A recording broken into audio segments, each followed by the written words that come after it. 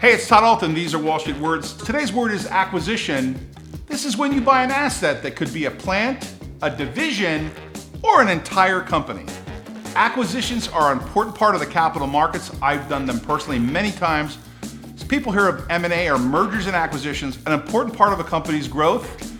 Companies can grow organically, or they can acquire companies and grow through acquisition. I've done both.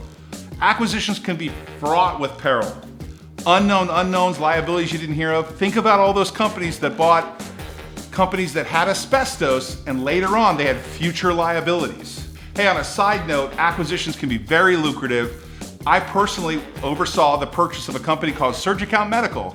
We paid $3.5 million for it. 9 years later, it was sold to Stryker for $120 million. Acquisitions. Hey, thanks for watching Wall Street Words. New words and terms delivered every single day. Please subscribe, push the bell.